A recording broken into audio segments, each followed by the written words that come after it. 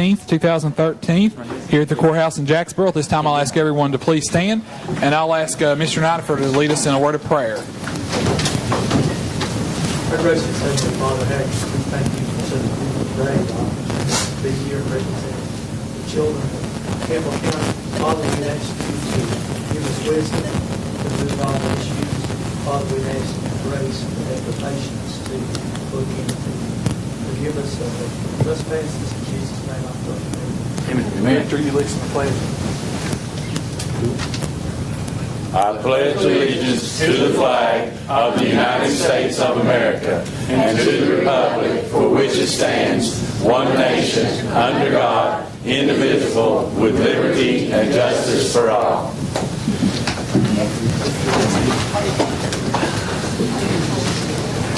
All right, roll call. If everyone will sign in.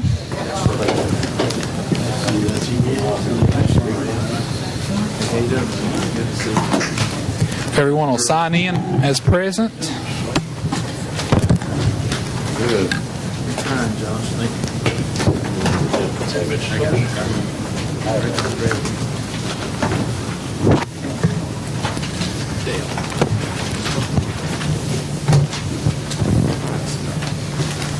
All right, Madam Clerk, please take the roll. Parker, present. Burke, present. Collins, present. Creekmore, present. Hill, present. Lawson, present. Miller, present. Warren, present. Rutherford, present. Wilson, present. Thank you. I want to recognize all of our guests tonight. Appreciate you all in attendance tonight. Thank you so much for showing up tonight. Next up, we have our approval of our consent agenda. What's the pleasure of the board? Motion by Mr. Work to approve the consent agenda. Is there a second? Second by Mr. Burge. Any discussion? You ready to vote? All in favor of approving the consent agenda, vote aye.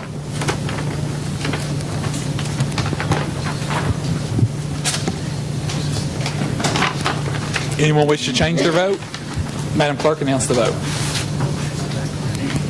Parker, yes. Burke, yes. Collins, yes. Creekmore, yes.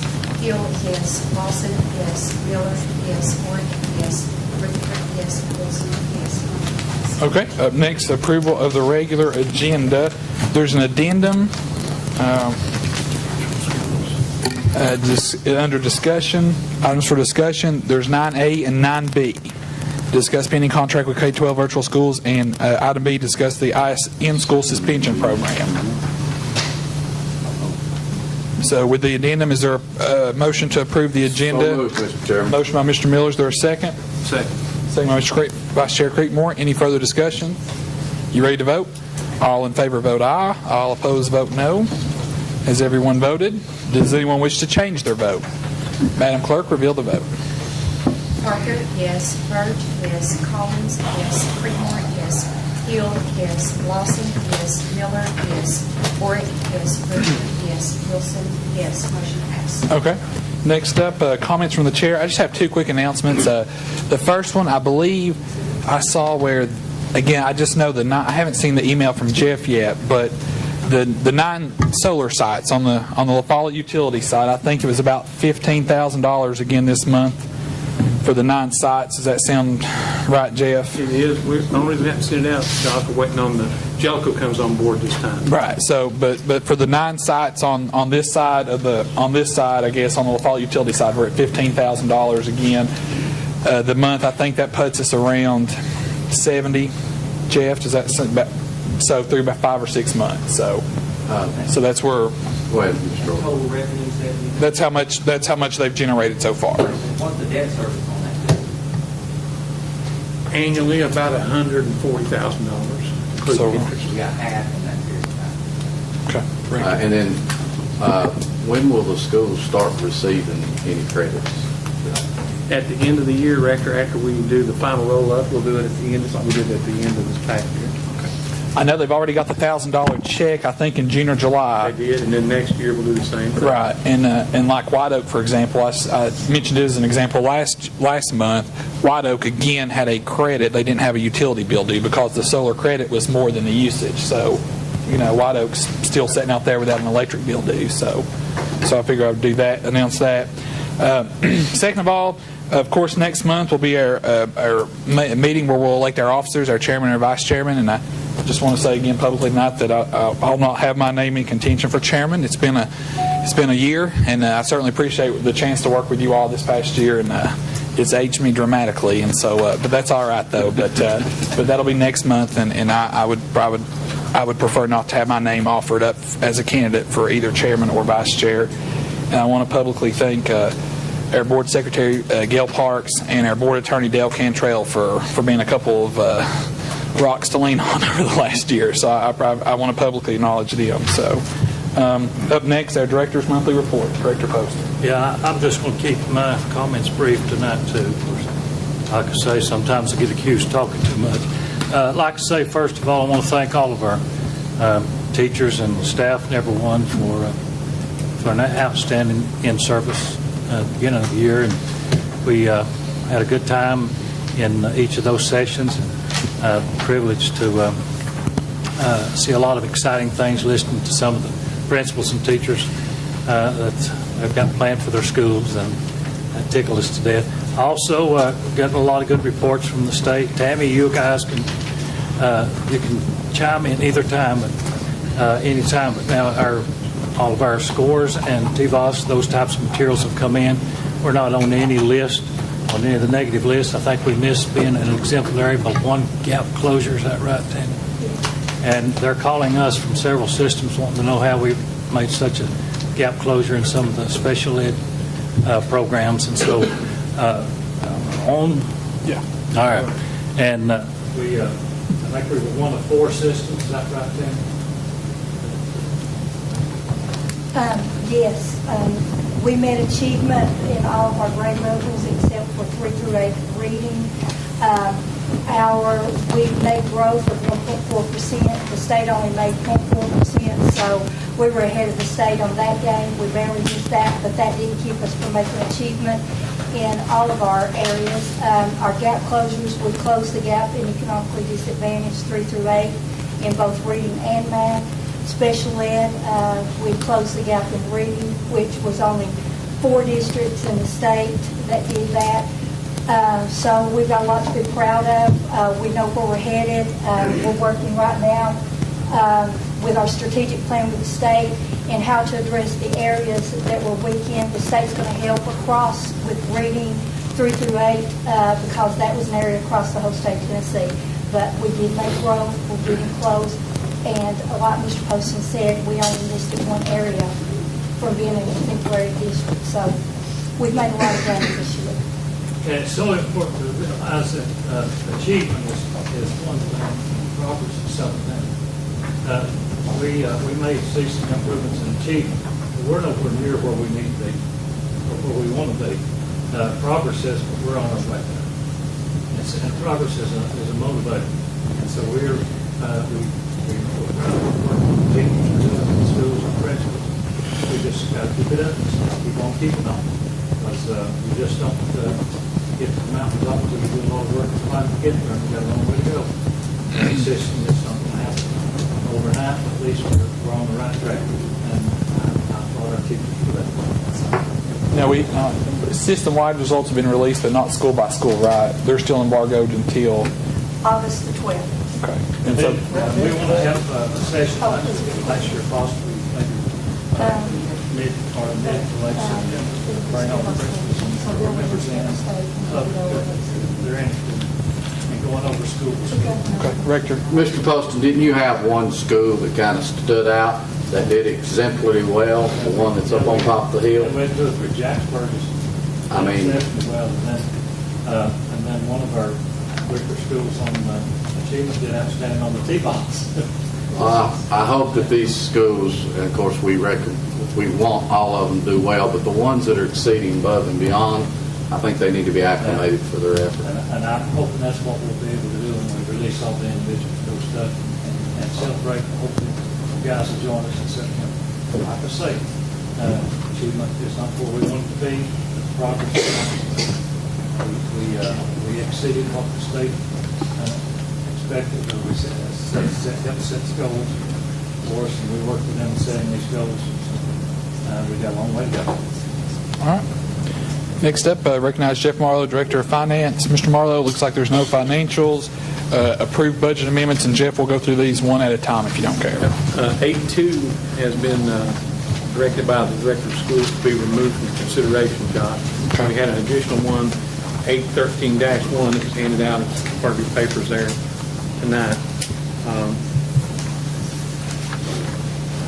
The 8.1 deals with the reappropriation of the carryover capital outlay money for the fallen canopy, and in the retrofit of that design and the new bid, we were able to save $15,000 from the amount that was set aside for the Follett, and that's being appropriated for generic capital outlay. So the appropriation there is not just for the Follett canopy, but also the 15 grand gets us to the ability to do some project yet undefined.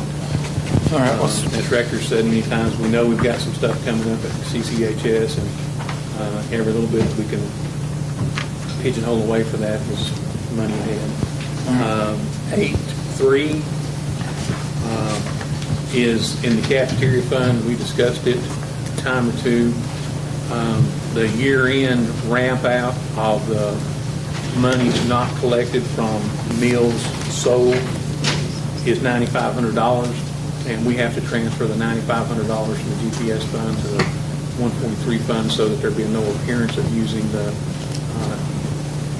federal money, USDA money, inappropriately. That's what 8.3 is. 8.4, whenever you receive a refund in a federal project fund, you can't reappropriate that money inside of that federal project accounting system. It has to be done in the general purpose school fund amendment. We received a refund relative to the Title I operation of $2,093.92, and it'll be appropriated back into travel, which is where we received the refund in the general purpose school fund made available for utilization by the Title I program out of GPS money. Number 5, we've been notified that there's a flu vaccination program grant that's going to be fostered by the Follett Medical Foundation. They did it last year. They did it through outside source. This year they're going to do it directly through the school system. And that amounts to $74,458.12, and 100% of those monies are being appropriated into drugs and medical for the MIST as well as the vaccines. And then the additional one is 813-1, and it's a reappropriation of the race to the top, first to the top monies for the carryover part of their budget to get them through September 30, 2013 fiscal year end for the federal fiscal year. The amendment is $65,460.73 of quote-unquote money for this year, July 1 through September 30th, and $8,041.78 that's carried over from the period June 30th. And it's being appropriated into teachers and their associated benefits. And testing, $48,000 for testing. All right. There you've heard the explanations of the budget amendments. Is there a motion to approve budget? We'll vote on them separate. Is there a motion to approve budget amendment 8-1?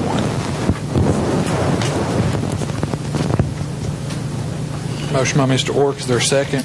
Second.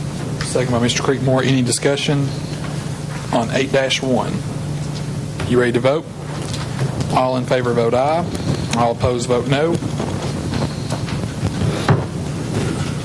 Anyone wish to change their vote? Madam Clerk, reveal the vote. Parker, yes. Byrd, yes. Collins, yes. Creekmore, yes.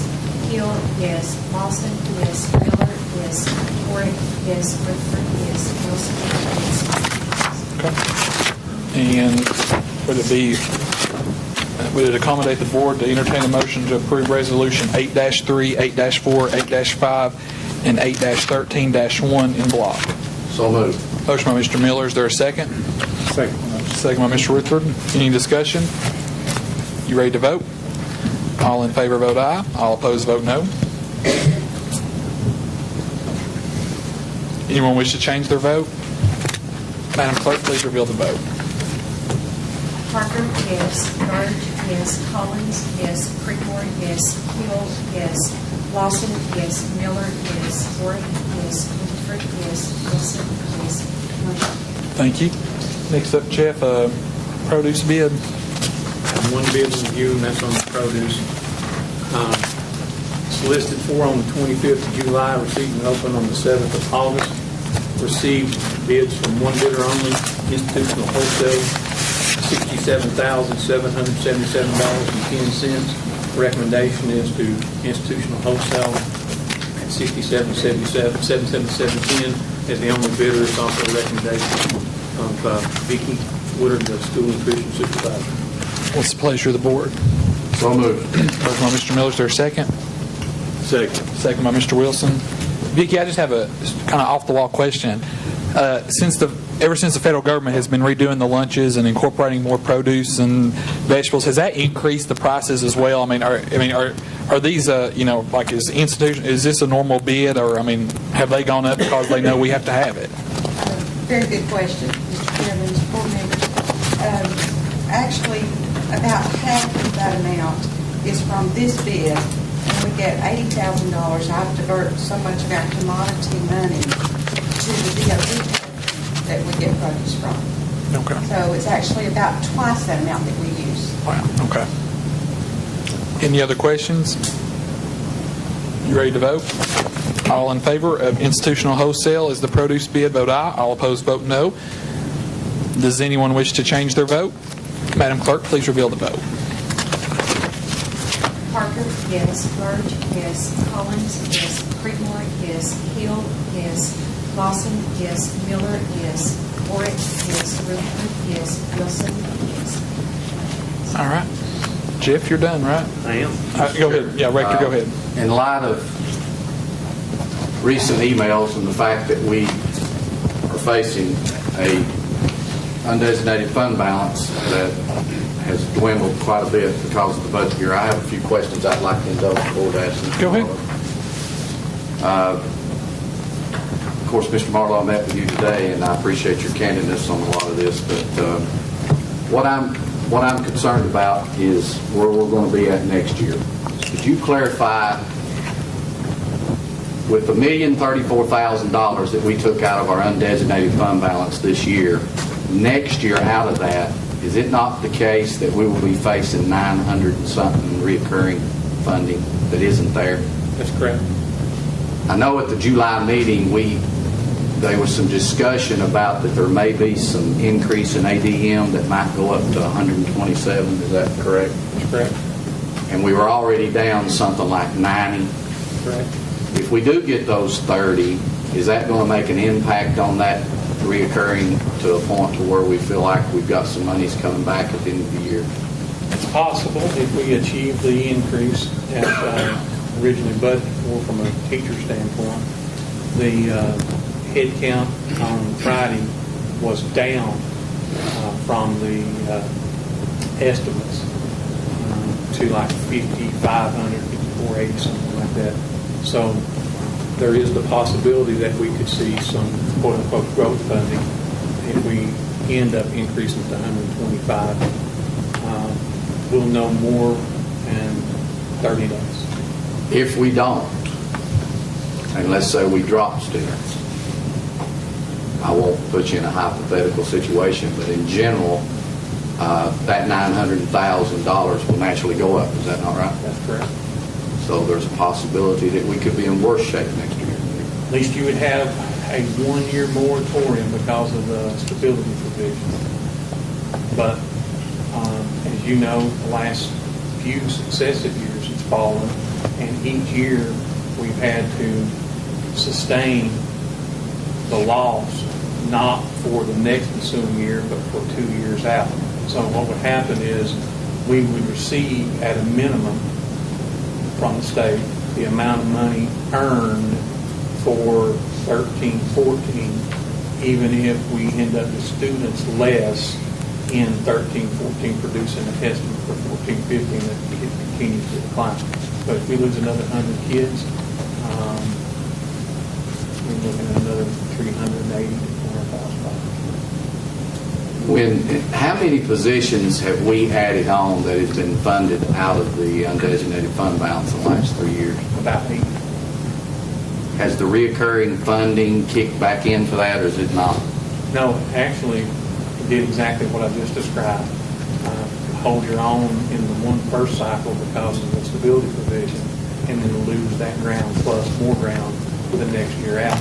We've lost about 220 kids in the last 2 years. And I'd like to just request any feedback from the board. I know Mr. Poston's contract ends up in June, but we're going to be starting the budget process a little earlier than that. Do we have any intentions of trying to tackle this beforehand? Are we going to wait until then? I know you have to get numbers in. I understand that in June, but Mr. Poston, I know you looked at pulling the $1 million out this year to get us by into next year, but what is your sentiments on what we're going to do next year? We simply need to start the process now, regardless who's in this race. And Jeff started in all the different areas that we've cut. May not be replaced that it could be and should be. I don't know how many votes altogether, how many dollars we were saved on the process, and the quickest we get this movement, we can start on that process. Mr. Marlowe, do you know how many cuts that we've cut? I mean, Mr. Poston said he cut the central office $200,000. Well, he eliminated at least 2 positions, and that would be at least $150,000 just from those 2 positions. The problem although that helps, don't get me wrong, the problem is when you're already upside down to the tune of a significant number and your earnings continue to fall because of less students, you get further away as opposed to closer to it. The only 2 real solutions, 1 would be an increase in student pockets for the first one you identify. That would be a possibility. From historical perspective, that would be minimal as a reality. But that's a possibility. The second one would be a increase in funding from the county legislative body. The problem we have there is the county commissions had to increase funding for the school system by about $1 million in the last 4 years. And that comes from a shifting of more local percentage and less state money. That trend appears to me to be ingrained now. So the county commission has to produce roughly $400,000 a year in new school system funding, notwithstanding the decrease in student populace. So it's very difficult for me to say that I think it's probable that they would double that or triple that in one single year. And the third option is a reduction in those non-mandated expenditures, programs or functions that are not requirements of law would have to be reduced and reduced significantly. Now, there's a potential for a 4th combination of those 3 items. Combinations are much more difficult to anticipate. My recommendation would be, has been for the last 2 years, to design a school system that would meet the minimum standards required by law, figure out those appropriations associated with the same, use all your resources in a first application to meet those endeavors, and then whatever remains after meeting, then prioritize the things that you're presently doing to say, okay, with this much we still have left, we're going to do this first. and this second, and so forth, until you get to a prioritized list of first all the way through the last. And then once you make up your mind about that, don't try to change it once the numbers become clearer as to what you've already decided. Have a what-if plan. If this doesn't occur, this is what we're going to do about it. If this doesn't occur, this is what we're going to do about it. And the sooner that plan can be developed, as he just said, much easier it would be to get that information out, to advise what's going to happen, to get notice out, and it also gives some opportunities to say to the funding bodies, if this doesn't happen, this is what we have to do. And that has impact. You know, if you tell the county legislative body that we're going to have to quit doing X unless we get more of Y, at least they know. And the sooner that can happen, the better off you be. Here's my problem with the minimum bare bones plan. You know, you fund it at the minimum, then don't expect the test scores to go through the roof. I mean, you know, you can go out here. I mean, you know, you can't. You can't. The county, our funding body, can't continue taking our knees out from underneath us. I mean, I'll just be honest with you. At some point, I mean, the curve is already bending. And I know throwing more money doesn't solve education. I get that. I know that. But it sure does help keep the doors open. It helps to put a teacher in a classroom. You know, so that's just my 2 cents. So. I don't disagree with that, but do you feel that it would be a mistake to have a what-if plan? No. We should. Every department in this county should have a what-if plan. I agree. But my problem is the last 4 or 5 years, it seems like the school departments took a lot more hitting than other county departments across the county. That's my problem. See, in reality, as far as the amount of funding provided, the school department in the last 4 years is the only department who has received additional funding, albeit state mandated. Right. It is still additional money. This budget cycle alone was $350,000, $380,000, and that's a large amount of money.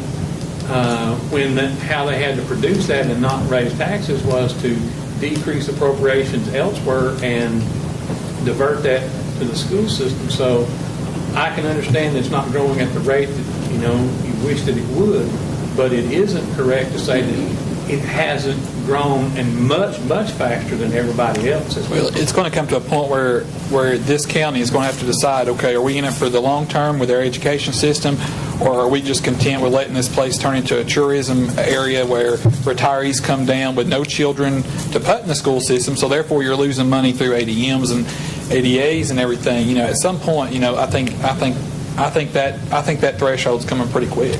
That's just my 2 cents. An investment in education debate is near and proper. That's one of the things Rick and I talked about earlier today, how to get the public behind supporting increased education funding. The last time that I know of, and it was before I became finance director, but I was in school here in the school system, the CCHS building problem was fostered by school people.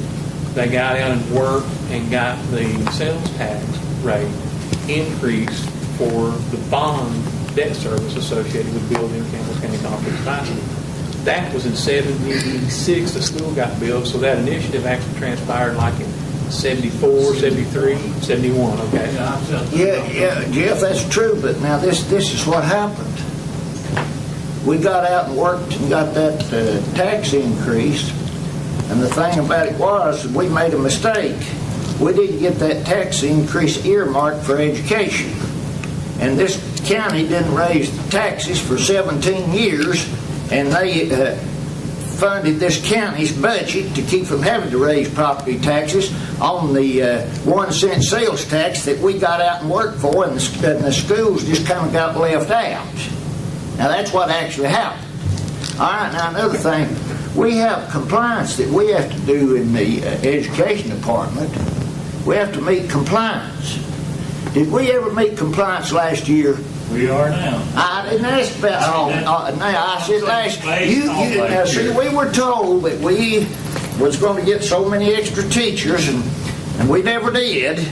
And I don't believe we ever met compliance totally last year, and I believe that we're having to pay some this year to meet last year's compliance. Is that right? You're absolutely. All right, Mr. Jeff, whose fault is that? What compliance are you talking about exactly? Last year, of course, when we had the Title I audit, and they told us we had the 7 schools needed to reach this number. So we started working on that, and then we asked for the conference call. Conference call, they don't come in October, they don't come in November, they don't come in December. We kept asking for conference call. And we got a statement that said that you're only out of compliance with one person, and that was Carol. Then on May the 30th, school's out. We're told you're out of compliance with 7 positions. So that's where we got. By how many positions? 7, I believe it was. I believe it was 7. So we had to go back and revisit that. And that's what the process has been. That's part of the reason us going to Nashville. And you're just talking about the reclassification from Title I to GPS and GPS Title I. Yeah. Now, that didn't need more total teachers, Eugene. That just No, I'm not saying it meant anything except we didn't meet compliance. And every year we come up here and I ask that question, are we going to be in compliance this year? Okay, a lot of times what you and Richard tells us over there at the finance office and what they're telling us down in Nashville is not getting totally together. And I think your advisors in Nashville is a little bit different than the education department's advisors in Nashville, and there seems to be some conflict. And before this happens, that's why that the local people need to get together, and we either need to be all together or we need to know why. And sitting here on the board, it's hard to find out all this. So many times we're called on as a board. Now, somebody asked you a question there, Jeff, and you gave them a 30-minute answer that the good Lord wouldn't understand what we was talking about. And it's hard for us to figure out what's going on. And you mentioned there, okay, maybe we could get out and get the general public to push our commissioners, I guess, to give us some extra funding as far as the school department is concerned. And that sounds great. But who's doing the commission's going to run for office this year? They wouldn't give us a nickel. They're not going to go out and meet their constituents and say, I helped raise your taxes. Vote for me. And Jeff, you're walking a tightrope. You want to make the commission happy and you want to keep us going. Okay, what's your suggestion that we do to get some more money? Well, I thought I just had made it. No, you just talked in circles and you said we might go out and ask for another tax raise. Well, you know good and well we had that little referendum come up. How was it voted? It was about 30% for it, maybe 35%. And about 70% against it? Well, that's about the way it'd be again. But that won't help us. But we need some more money because the way it's worked over the past several years, if you'll take the amount of money that Campbell County spends per student and compare it with the surrounding counties, from all information I've ever been able to get a hold of, we're lower than everybody except one little county, and that's Union County. Is that not right? I don't know that. Well, you're the financial man. You're our finance man. You're supposed to be answer those questions for us. You asked me that, I think, last year. I've never seen those comparatives, and the answer I gave you then, and I'll give it to you again. If a school system, Clayton County, is paying their direct debt service from an expense item in the general purpose school fund, and the funding is going into the general purpose school fund pursuant to that, then that naturally drives up the per student funding amount, because you have a greater dividend produced because of the math working. In Campbell County, on the debt service for all of the school system projects, 50% of it is paid for by the school system directly, and it's inside of your GPS budget. The other 50% is paid for directly to the debt service fund of the county, the 151 fund. And It's a 50-50 deal, is what you're saying? yeah, and that money never comes into the 141 fund, your fund, to then come out and be a payment for debt. Half of it comes from here and half of it over there. In Claiborne County, when you had this discussion. Yeah, I understand now, Jeff. This is what I've asked. I asked the people in Anderson, how much of the school the money spent for building schools comes out of BEP funds and all that, and they'll say not a dime. How much of ours comes out? 1.2. Half of it. Got half of it, yeah. Okay. How much more are they getting BEP money per kid than we are? Don't know the answer. What? You can ask them. If I did, Well, okay, now, I just like to know what's going on around us, and I like for us to be on a level playing surface.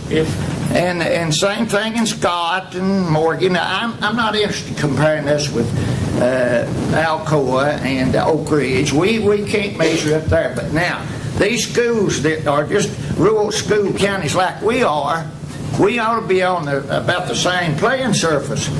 And they don't pay for their school buildings out of their BEP funds and their budget. Mr. Poston, go ahead. I was doing some work on, just so happened I did some of this week on the report cards. Campbell County local support for schools, 20.5% of the amount of money that goes to children is local. Anderson County is 37%. Claiborne County is 24%. So we're the lowest one in this region. We're lower. Union County might be down with us, and every other one of them gets more money from the local funding body than we do. Yeah, there's $8,100 per child that's been spent in Campbell County. Anderson County, $9,200. Claiborne County, $8,900. Union County, we're at 1.7% low. They're low. And expenditure per child, $7,276. Now, the federal side of it, we've got one it's 75%. Like Cotton County gets it on the federal, Hancock County gets it on the federal. Outside of that, well, all that federal money is because of the economic conditions of the county. But I was talking about, the tax rate and how much the local funding body puts into education per student. Yeah, there's a couple of schools now like Hancock, Union, Morgan, and Scott. Ours is right in the same neighborhood as Okay. The point I'm driving at, you go out and talk to I had a young man go to run for the county commission come and talk to me, a former student of mine, and he said, what goes all that money down there you all get in the schools? And I said, well, you're in education. I thought you might be wanting to help us rather than there's the perception out there is that we just got piles of it and it's being wasted. And that we're one of the highest paid counties in the whole state of Tennessee. But that's just the opposite. So the perception is that we don't need any money. And yet they want us to run a Cadillac program on a Volkswagen budget. Okay, and I'm not sitting here blaming, I know Jeff's in finance. He and I have our rounds, and I'm not accusing Jeff of being crooked. He's good at figures. He's so good he can do his budget and we don't know what the hell he's doing. He just does what he makes them come out even. But my concern is more for the children and education. So that's the point of all this. Yeah, no. I guess I'll hush right I there. think there's one thing that's mentioned, of course, some of these recurring costs have been around for some time. For example, and we've had this conversation before, Jeff, now, like $300,000+ reoccurring for preschool. If we don't have it, we don't get the rest of the grant. And then for a system that's trying to do what it can to build education staff for our families, halfway preschool, and that's that early start. And for rural counties, now, I know there's studies coming out of Vanderbilt that say some preschool programs are not as effective. At the same time, for rural counties, that's a different story. For some of these kids, that's the closest thing that they're going to get. Just to be careful for adults, and even be fed. There's a lot of issues there. Another, like ROTC, that's recurring. Well, if we don't pay the $67,000+ on that, then we're not going to get the additional funds. So some of these things are going to continue to show up. That's mainly, of course, being debt service and preschool programs, things like that. And they're enormous. But that's our county's part of it. And without it, then what we do? They'll be down there lined up. There won't be these programs. Well, we want the ROTC program. We think we've got a good ROTC program. Well, you all put it over in that budget. That'd be hard for the board to cut that out. So we can take that out of the undesignated fund balance. I understand that. And there's a big demand for SRO officers. And we was told that this virtual school was going to come in here and give us a landslide of money. We was going to offset that with that money we was going to get from the virtual school. But I ain't seen none of it yet. And so that's what budgeting gets into. And it's hard for us to pull that out and get a real Feel for it. insight as to what's going on. Jeff, yeah, Jeff. I had prepared, Eugene, a analysis of state education funding and local education funding pursuant to the BDP funding formula from 2005 up through the 13-14 year. In 13-14 year, the state funding amounted to $26,460,000 of a total $35,542,000, which means the local funding was $9,082,000. In the 12-13 year, those figures amounted to $26,214,000 state, $8,753,000 in local, for a total of $34,967,000. Now, as percentages, in 12-13, the local funding was 25.03%. State funding was 74.97% for a total of 100%. In 13-14, the $9,082,000 local represents 25.55%, and the state money was 74.45%. So it went up in that 1 year, 94 100ths of 1% local funding. And from 2005, and we finished the per student funding.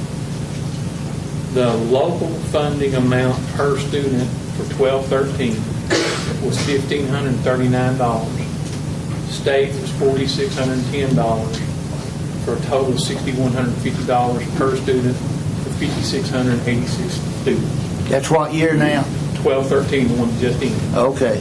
The one upcoming, 13-14, there's a total of $1,625 per student, local money, $4,734 state money, for a total of $6,359 per student, with student count at 5,589. That's 97 less.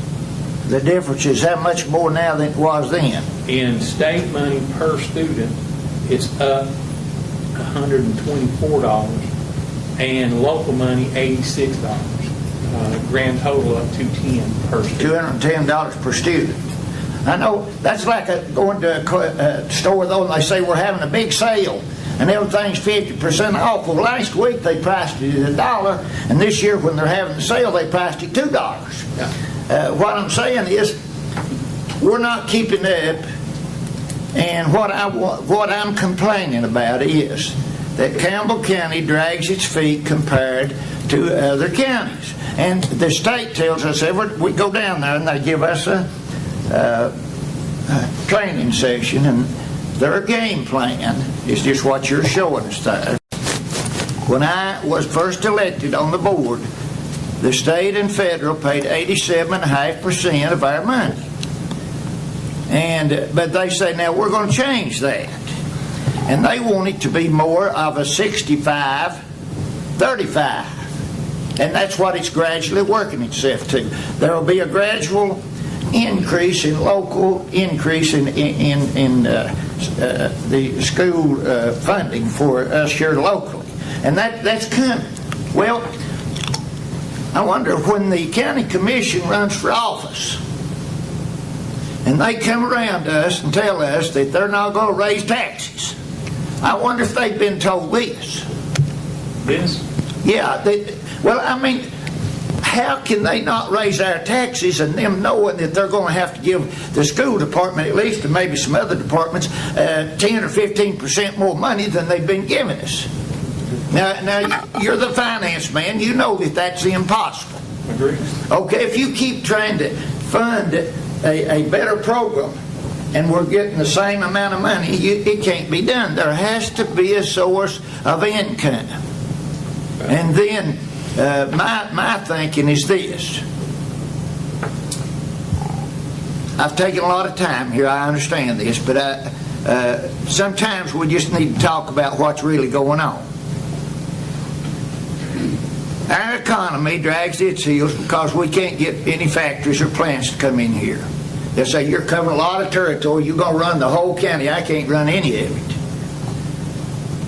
And the biggest complaint that I always hear every time somebody says, every time the county mayor runs, he's going to get jobs. And jobs. Well, I never do see any of them. Well, if we had jobs, and they say the reason a company won't come to this county Education. is because of our what? Education level of the people, that the prospective hire is here. Okay, if we don't ever improve our education of our people here, how in the world is that ever going to happen? Now that's what we're told. Is that not what we're told all the time? It is. Okay, all right. But before you leave the thought, the 2005 to 2013, those 8 years, in 2005, July 1, 2005, total funding, education, state and local, $29,955,000. Of that, $23,510,000 state money, which amounted to 78.48%. Local money, $6,445,000, which amounted to 21.52%. The 13-14 numbers I gave you a minute ago, $9,082,000 local money, which is 25.55.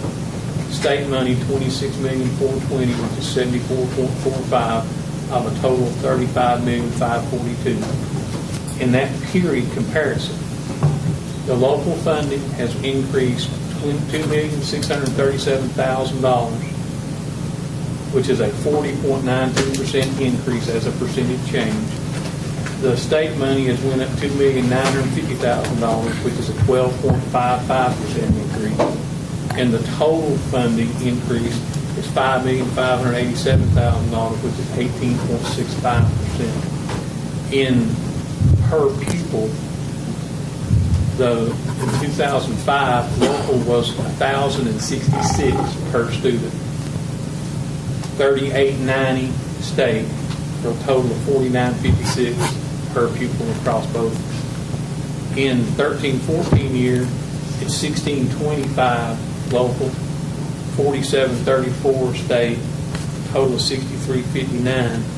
That's a $559 per student increase local, $844 per student increase state, and a $1,400 increase, both of them put together. And the only reason I say that is that switching that you're talking about is in full-scale bloom. It's a 57, Union 58, That not a 64. change of 4 percentage points from 21.5 to 25.5 is $2.6 million in money, and that's a 40% increase from $6,445,000. That's local increase. That's local. Which going to have to be more. Oh, it will be, yeah. Okay, and so now, Jeff, what are you saying? If we're comparing these other counties and not, you're giving us our facts. Yeah, Okay, if you took the facts from these other counties, what's happening? I don't know. Are we Well, catching up? Eugene, on this website here at the state, it says that Campbell County's spending per pupil is $57.43. Union County is $58.74. Well, they're beating us, aren't they? Oneida is $64.57. Anderson County is $83.84. And Oak Ridge, of course, is $9,300. It's normally higher. Is that right, Dale? And Claiborne County is $10,000. Okay, we're the lowest of the bunch. That's right. Well, out of 100 and How do we rank statewide? out of 137 districts, we're 123. So we We're have climbing the ladder. 14 less than us. Okay, I think that makes our point, and we're having budget problems here, so And the lowest county is Gibson County. Gibson School District, 5289. Mr. Chairman, and just to wrap up my end of this, I really do appreciate what we've talked about tonight because, as Mr. Marlowe stated in his email, we're at the cusp. He's used the word cusp. Now, I didn't get in the dictionary to find out what that meant, but I do think that means that we're in pretty dire shape. The good thing about it is I don't think if he says we got to keep $2.7 million in there and we've got 2.9, I don't think we got to worry about dipping into it next year, although he did say we could get a waiver for 1 year. Statewide. But are we going? Please don't let us do that next year. I mean, this board should clearly know the direction that they're going in next year with their budget. And if I'm on this board still, I hope that we all understand what we're doing and what direction. And I think it's simple. Either we're going to have to cut and keep the education system at status Or get quo the commissioners and to get require our director to do that. Or we're going to require, whether it's Donnie Poston or a new director, to stand up and demand that the school system be funded.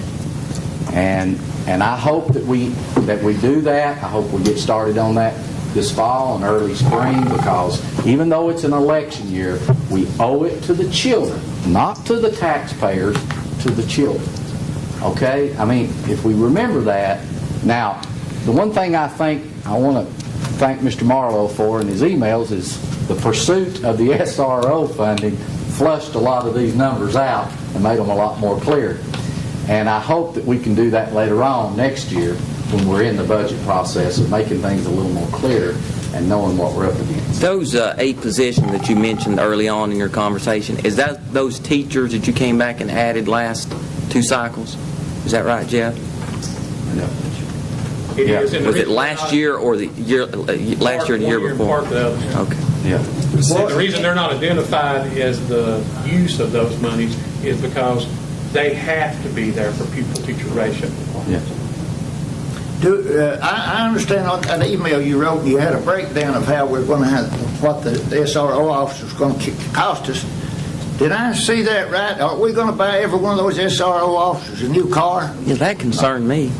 They're $44,000. We're going to buy every one of them a new car? I don't know about a new car. I don't even know Well, we're about... going to pay $32,000 per SRO officer for something in a vehicle, aren't we? When that 355 was originally discussed, was the 180? No, sir. Mr. Ort, when the original figure was, we asked Mr. Marlowe here at the meeting, what would it do to fund 8 additional SROs? He gave us a figure of $345,000. okay? We were thinking that was the figure. Now, in consequence, the Sheriff's Department came back with an email, of course, I'm sure you got, that said in order for the program to run the way it ought to be, we need additional money for uniforms, training, etc. And then they throwed in a one-time $144,000 for used cars. Out of that 180. Now, one thing that we didn't understand about the SROs is, like, if they're doing duty at the school and there's an event in Anderson County, they're sending the SROs to the event. and they're requiring them to get, now I don't know if that's something we're requiring. Well, I don't know, but I found that out today, whether that's in charge of it. Well, I don't know if the school system is doing that or if the Sheriff's Department is doing that. I don't know. Well, I'll speak up and say I've always thought it was good, like on the high school level, if an SRO travels with one of the high school sport teams. You see that done. Yeah, it should. But Yeah. they're going with vehicles. Well, is that the need for the vehicles? No, they say they're going to have a car for each one of them to get to work. Now, this is strictly coming from the Sheriff's Department. This is nothing from the school department that suggested they need this. Now, I know that there's several police cars sitting down at the city, and I'm sure there's confiscated cars. There could be some ways we could work out. I'm certain of that. But, folks, let's just look at reality. And I've been pushing this SRO program since January. And I was told then that we were going to get money from the state. Our board attorney, Dale Cantrell, said, we don't want to do nothing right now because we might get some money from the state. Well, guess what happened? Didn't get none from the state. And then I was told, when I tried to push it again, then they come up with this COPS grant. And then, Mr. Bruce, you told me, said, we'll know everything we need to know about the COPS grant by the third week of July. Third week of July come around, we didn't know nothing. So I pursued it again. So Mr. Poston got behind it 100% to take it out of undesignated fund balance. Now guess what they're saying? Oh, we'll know about the COPS grant the third week of September. So I was now I don't have a crystal ball, but I will bet you that in the third week of September, they're going to say we'll know in the third week of November. And that's a fact. But Mr. Chairman, we're not going to fund SROs out of the undesignated fund balance. We all know that. We can't do it. Let's don't sit here and kid ourselves. If we had not taken that $1 million out and put it toward funding the in-school suspension teachers, the pre-K, and all those lists that Mr. Marlowe provided us with, we would have had to cut all those positions. Now, there was no effort at this administration to cut those positions. They did not want to cut those positions and come back and say, here's what we're cutting to balance the budget. It was very easy to go into a $3.9 million budget to pull out $1 million. Now, that is not going to go away. Just as I said early on in my first question to Mr. Marlowe, next year we're going to have to come up with $936,000. And if the membership doesn't rise, we're not going to have it. You know what's going to happen next year? I do have a crystal ball on this. The budget will be put off until after the election. We won't pass one. The county commission won't pass one. And then after the politicians get reelected, all of us, then we'll talk about it like we did in 2010 when we came in here in October and tried to pass the budget. And they'll raise taxes at that point. Absolutely. And then they'll probably push to raise taxes. But we should not forget how important the SROs is, Mr. Chairman. And I think this board, I think everyone here is behind the SROs. I think they know the need. I know Mr. Poston Hart is dedicated to it. We'll have to find some cuts. Hopefully, if the virtual schools comes in and it is approved and it does work, I don't know, we'll get into that in a minute, but hopefully we'll fund it. But back to your question about the cars, Mr. Orr, that's something that the Sheriff's Department requested. I would like to add one more thing, and I'm going to hush because we need to move on. The Sheriff's Department has done an outstanding job with what they've got to work with, too. He's had deputies at these schools, at these elementary schools. I've seen posts on Facebook where grandparents have posted and said, it's so nice to see an officer at our school because now I know when I drop my kids off, they'll be safer. And one more thing. I know this is not going to stop an attack. putting 8 additional SROs in the schools is not going to stop an attack.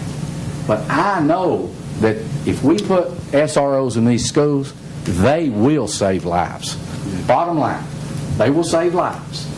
And especially in these mountain areas where they can't be a responder, get to them very quickly. So that's the reason why we need to try to continue to hopefully do that.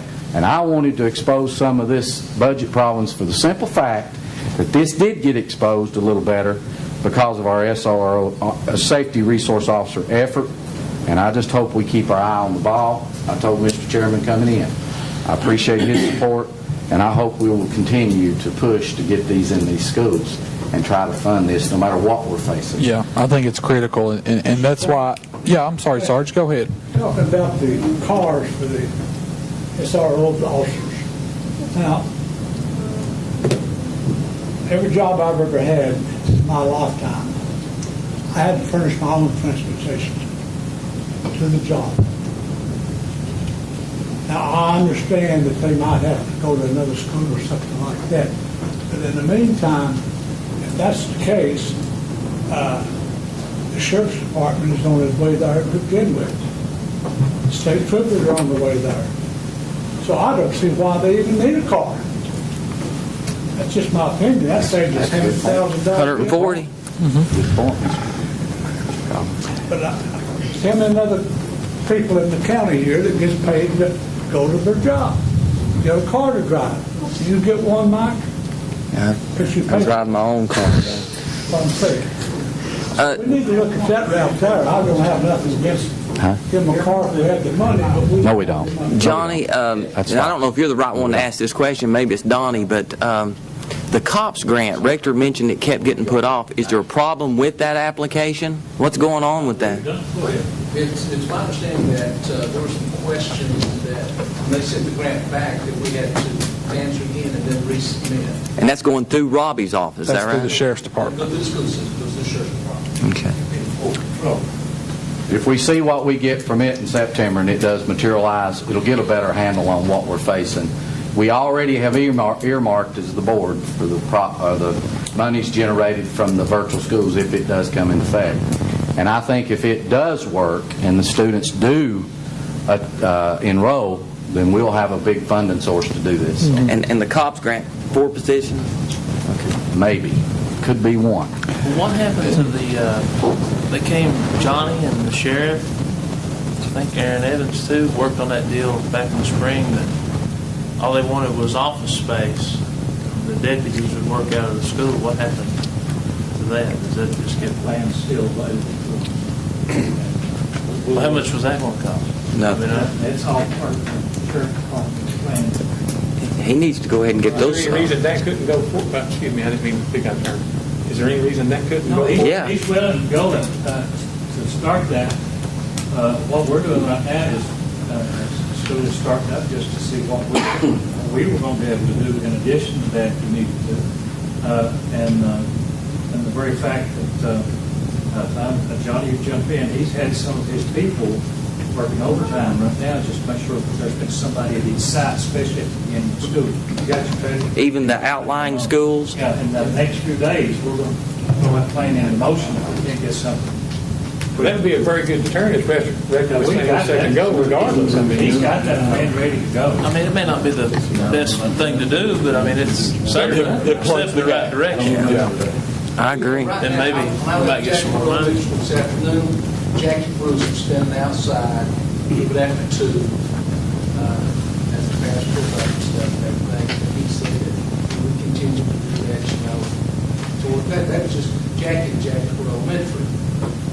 We do have officers going to all the outlying schools. Matter of fact, Robbie said that his third shift officers were staying over. Yeah, let me just note, though, the sheriff told me personally that he's not going to be able to do that for too long. Okay?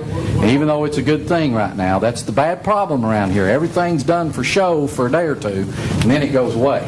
Well, we're hoping that the officer plan that we had put together, we can start that. But what is the plan if we don't get the COPS grant? There is no plan, Mr. Orr. We don't have any money anymore. Okay, I understand. So we're not going to go to the undesignated We can't fund go, can we, Mr. Marlowe? to fund any of it. Can't fund, well, we might have 200,000, right? How much? 200,000. And that will do how many?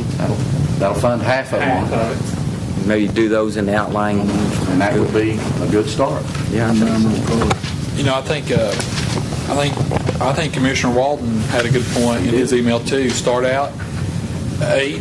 We want to do 8, but if 3 or 4 is the first step, Absolutely. that's the first step we take. You know, and the key is coverage. We want to get these schools covered in some sort of protection and I'm sure you everything. don't want to react until you do hear about the COPS grant because you don't want to appear to be supplanting. Right. And you do want to try to get that grant if you can. That's the thing. I mean, with the grant, I mean, if I'm someone who's in charge of a grant and, you know, an applicant has applied for a grant and then I see where they went ahead and paid for something, That's true. I mean, then they didn't need the grant in the first place. Correct. That's what worried me.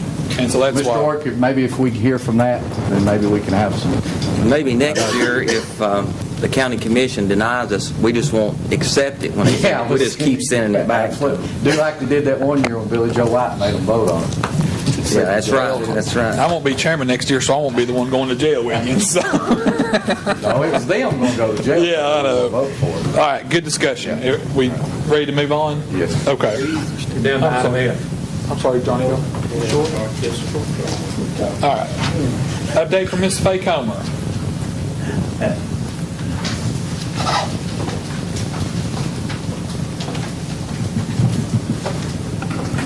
Questions? That was a lot of pages again. Any questions? Anything that you've seen that worries you or anything It's been pretty quiet. No money. that needs to be addressed? Joco High School received her reports today. She has a deficit to her restricted accounts, which can be taken care of with transfers. I'll work with her on that before she completely closes out. But no, there's no deficits money-wise. The money's there. She just needs to show we're spent two of the line items. Anything else? Thank you, Faith. Appreciate it. Okay, items for action. A, consider approval of the 2013 influenza vaccine grant program. That's in your packet there. Looks like it's a grant applied to the LaFollette Medical Foundation for $74,458.12. And I believe one of our budget amendments earlier cleared the way to spend the money for the program. Has that grant been approved by the Falls Medical Foundation yet? The lady that we talked to said, yes, all we had to do was file our application and the money was there. So what's the pleasure of the board? Motion by Mr. Burge, is there a second? Second by Vice Chairman Creekmore and Mr. Rutherford. Any discussion? You ready to vote? All in favor vote aye, all opposed vote no. Anyone wish to change their vote? Madam Clerk, reveal the vote. Parker, yes. Burge, yes. Collins, yes. Creekmore, yes. Hill, yes. Lawson, yes. Miller, yes. Warren, yes. Rutherford, yes. Wilson, yes. Motion passed. Next up, consider proclaiming September as Attendance Awareness Month. What's the pleasure of the board? I'll make a motion. Motion by Mr. Wilson. Is there a second? Second by Mr. Hill. Nancy had given us these flyers here. Cordially invited to attend September's National Attendance Awareness Month. It's an open house party at Campbell County Chamber of Commerce office. It's on Friday the 16th at 11 a.m. Kind of odd having an attendance open house in the middle of the day, but that's all right. Any questions or anything? You ready to vote? All in favor vote aye. All opposed vote no. Anyone wish to change their vote? Madam Clerk, reveal the vote. Parker, yes. Burge, yes. Collins, yes. Creekmore, yes.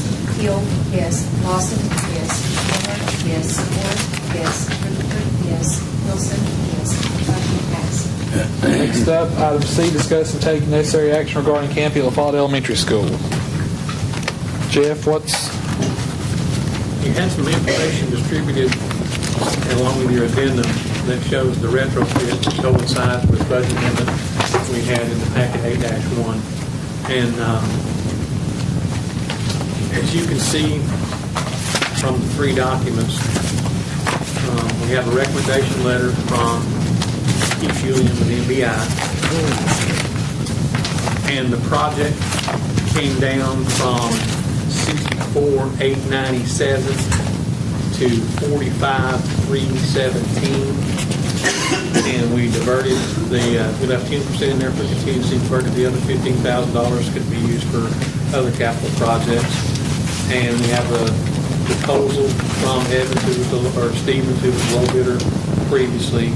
So the recommendation is to approve the revised bid at the wallet for the canopy in the amount of $45,317. All right.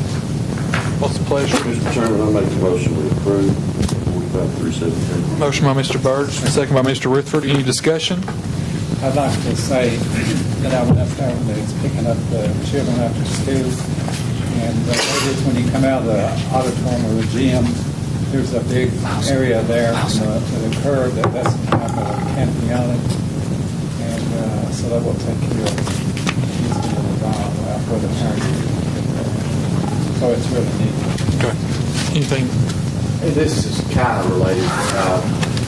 Mr. Poston, have you addressed the issue of the heat and air unit at Jacksboro Elementary? So there's money to do that?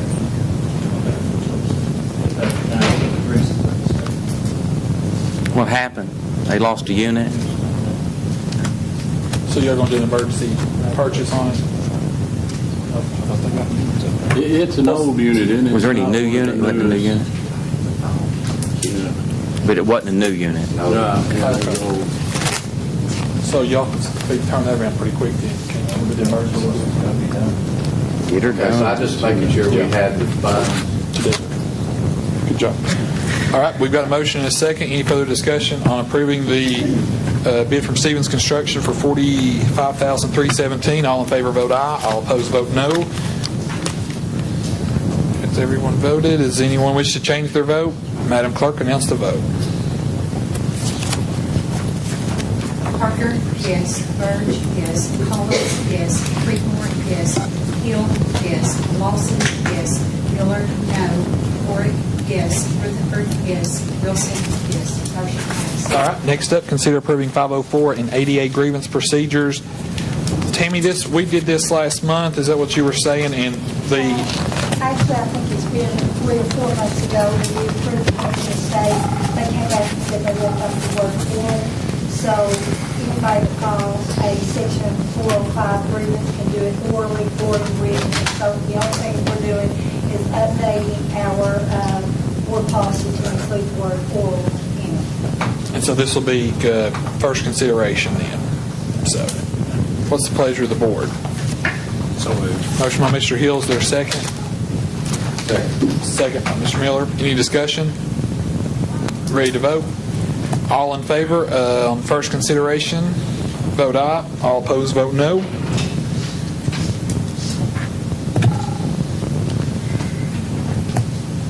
Anyone wish to change their vote? Madam Clerk, reveal the vote. Parker, yes. Burge, yes. Collins, yes. Creekmore, yes. Hill, yes. Lawson, no. Miller, yes. Ford, yes. Rutherford, yes. Wilson, yes. Thank you. Next up, item E, consider approving countywide accountant bookkeeper position. I think that's the one we've been talking about for 3 years. a couple months. Donnie, what do you have any? No, it's one that's been, especially before I got here. And this, the phase doing it right now. And it's something we need to do as far as being able to do the transition with all the work we're doing in the office. Have them be able between us and the finance department. You know, Donnie, I asked for a jobs duty list, and I didn't get it. Can you tell us what that position? Yeah, and what I wanted to do with it was basically grow the position from a health standpoint. Each department has certain things that they've been doing for years that may not be part of their job description. For instance, I know when I was here, they here had 17 different programs, but out of those programs, for me, I would have to do with personnel, budget issues, those types of things. Have our different departments let this person take care of those things in addition to to the bookkeeping that's going on in the schools, keeping oversight on them. We know now, after 2 or 3 years of the oversight we've given, what a difference it's made. And it's been a huge benefit for all the schools to have all the I's dotted, T's crossed, and doing proper bookkeeping accounting procedure. And this person also would have oversight as far as budget. They would help us in keeping, like all the information we've discussed tonight, they would keep a handle on all those issues, budget issues, and know everything's going on at the finance department that we need to know. I'd like to grow that position this year and build it. That's something we've needed for some time. It's something you all discussed for several years, and I think it's something that will benefit this entire school system for a long time to come. And We're just voting on creating a new position. Now, is this going to be posted? Are you going to take applications, or just? If you're going to create a position, I would think you need to post it, allow people to apply for it. If that's what you all want, of course, I make no bones about it. I made the comment that, Ms. Comer's doing that work now, and I made that an open meeting here. I think she could handle that for us this year. She said she'd be willing to do that. At the same time, you all will call. And Jeff, this money's already in our budget, is that correct? Mr. Chairman, Director. Mr. Poston, what is the salary of the person that's going to be hired for that position? Is it $50,000? I think there's $50,000. Okay, if you bring Ms. Comer down, is that who you're talking about? Yeah, that's who If you bring her down, I would recommend somebody right now based on her experience and what she's doing for us in the system. is she going to be making $50,000 when she comes? My recommendation is, Ben, and I've shared that with you, bring her salary, whether she's doing that kind of work for the schools, and then grow that program, and then if we, next year, if this is something more, if we see that this is going to be benefit us like I think it is, then we can move her into the new title or new monies that you see right now under the present budget as it is. That was my recommendation. Still is. So we're approving, it should have read, consider approving countywide accountant's bookkeeper position to be vacated by Ms. Coleman. You're not going to advertise for position. I'm just making a recommendation for the person this year. All we can do is just establish a position anyways. And he'll place them.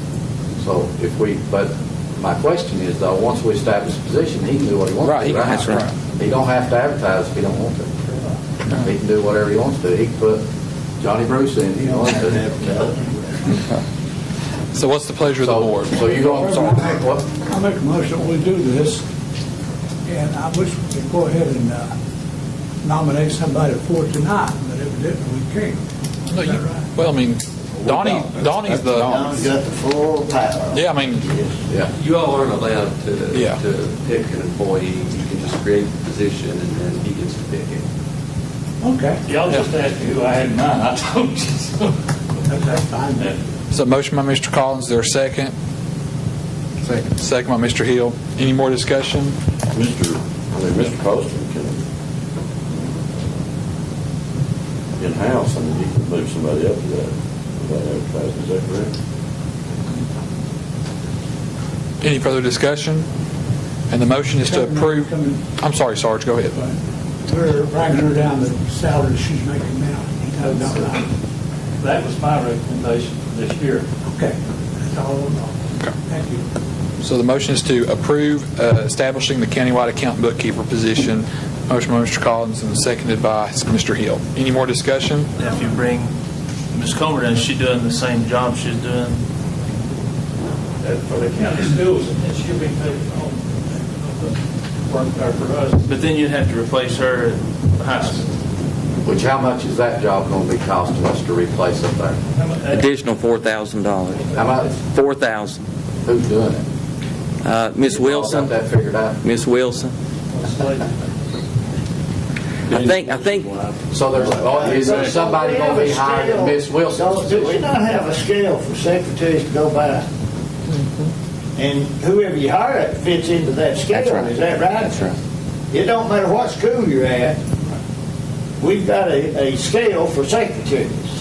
My wife's been working 47 years, but she don't get scaled up. She just fits in on the scale, and that's where it should be. I'm not asking. I agree. But, so this is, whoever you hire, if it's a beginning secretary, they make a beginning secretary salary. At the high school? Yes. Yes. Okay, now I just want to make sure, because if we've got a salary schedule, we should go by it. Yeah. Is someone going to fill Miss Wilson's position if she goes into Miss Coleman? Yes. Yes. So it's not just going to be 4,000, is that right? My understanding, Richard, you may want to clarify this, but there's $50,000 in the budget. Is that right? And if Miss Comer takes that position at $50,000, she gets an increase, about $7,000 to $8,000 above what she's making now.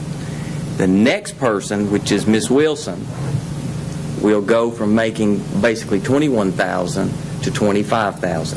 So she won't be making the 40 or 42 that Faye's currently making. So there's where the 7 is, the difference is. And it's about $17,000. Is that what you ran for me today? Roughly $17,000. That out of the 50, we're still going to save $17,000. So if we do approve this, she won't be making the same pay. She'll be coming in at $50,000. I mean, I'm not against Ms. Comer by no means. Don't think of that. But Donnie just said the same pay. yeah, but what did Mike just say? Well, it's budgeted. It's in the budget for $50,000. She was a 10-month going to 12. Yeah. Just because it's in the budget doesn't mean we have to pay that, correct? That's right. So Mr. Poston can say he wants to pay somebody X amount out of that, and that's what's paid. It's based on skill. Based on, and then whatever's left just goes back into the budget. Here we are talking about the cusp. I know, man. It's cusp of problems, and we're creating another job. There's a motion and a second. Any further discussion? You ready to vote on it? Yeah, let's vote. All in favor vote aye. All opposed vote no.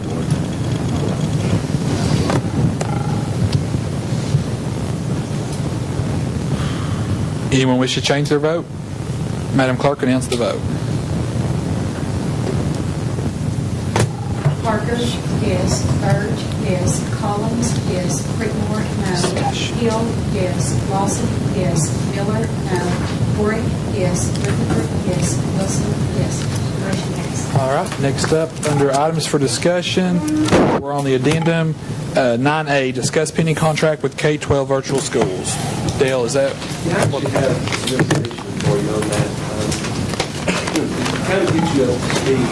After you all approved the interview for the K-12 contract, you authorized Jeff to make the final approval subject to my legal approval. Jeff went through approximately 3 draft revisions, 5 draft revisions with K-12, and then it's submitted to me. And I think this is the 3rd one that we are on. I've had multiple conference calls with them in preparation for tonight's meeting.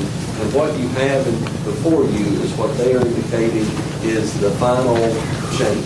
They kind of say this is their, I won't say take it or leave it offer, but they're not willing to change anything else. I sent you all a letter on July the 19th that basically went through what my concerns were with the contract.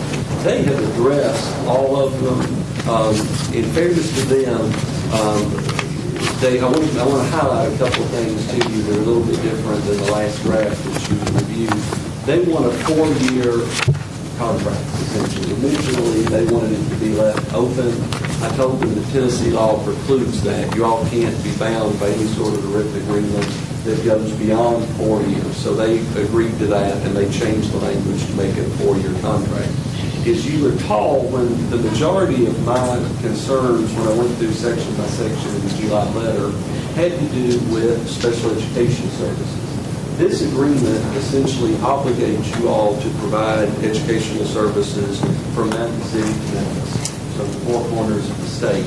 Special education is covered by the Individuals with Disabilities Education Improvement Act And it is a separate contract than other services that you provide your students. For example, when you enter into an IEP for an individual student, the school system is obligated for a full year from when that IEP runs. My questions and the discussions we had on our conference calls was their original agreement, if it expired, whether you all kicked them out, whether they quit for whatever reason or whatever it terminated, if it expired in the middle of an IEP, that left you all having to provide IEP or special education services throughout that calendar year. Well, that would be cost prohibitive if it were out of district.